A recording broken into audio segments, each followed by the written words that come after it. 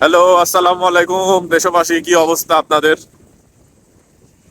আজকে হাদি ভাই মারা যাওয়ার প্রায় অর্ধ মাস হতে চললো, কিন্তু হাদি হত্যার বিচার এখন পর্যন্ত সম্পূর্ণ হলো না।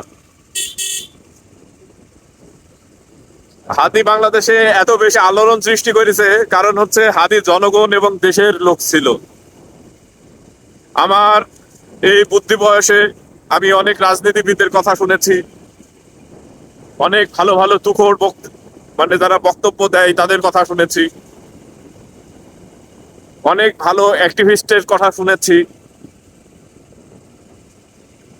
মোট কথা, বাংলাদেশে যত বুদ্ধিজীবী আছে তাদের অনেক কথাই শুনেছি।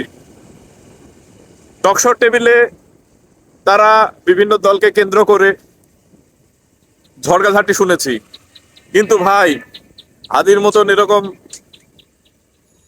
কণ্ঠস্বর আমরা কখনো শুনিনি।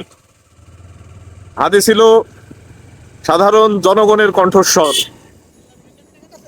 আমার আপনার প্রাণের কথাগুলা হাদি ভাই বলে গেছে, কিভাবে দেশ বিনির্মাণ করতে হবে, কিভাবে দেশের স্বাধীনতা সার্বভৌমত্ব রক্ষা করতে হবে, কিভাবে মানুষের অর্থনৈতিক সচ্ছলতা তৈরি করতে হবে, কিভাবে ইনসাফ এবং ন্যায় প্রতিষ্ঠা করতে হবে।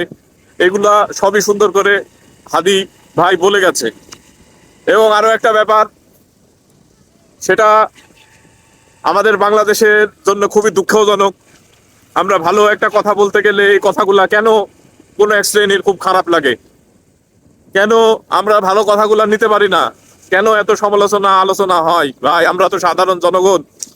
রাজনীতিতে সম্পৃক্ততা হয়তোবা বাংলাদেশের মানুষের 18 কোটি মানুষের সর্বসাফল্যে হয়তোবা আপনার যদি বিচার করা যায় 1 থেকে 1.5 কোটি মানুষ একেবারে সরাসরিভাবে সম্পৃক্ত, কিন্তু বাকি সব যারা আমাদের মতন আম ইনসান আছেন, সাধারণ জনগণ আছেন, তারা কিন্তু আমরা রাজনীতিকে, আমাদের দেশের রাজনীতির প্রেক্ষাপটে রাজনীতিকে ঘৃণা করি।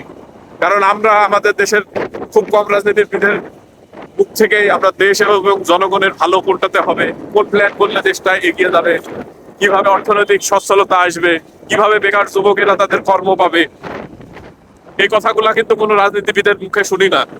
আমরা শুধু দেখেছি এই পর্যন্ত কে কোন ঘাট দখল করবে, কে কোন বাজার দখল করবে, কে কোন জায়গায় চিন্তাবাদী করবে, কে কিভাবে খাবে, এই হরিলুটের রাজনীতি দেখে এসেছি।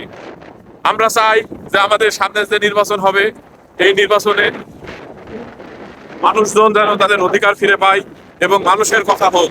আমরাও চাই আমাদের দেশের রাজনীতিবিদরা সবাই ভালো হোক এবং আমাদের মানুষের কথা বলুক। এই কামনায় আমরা হাদি হত্যার আবার বিচার চাই, এবং হাদি ছিল আমাদের প্রাণের ভাই।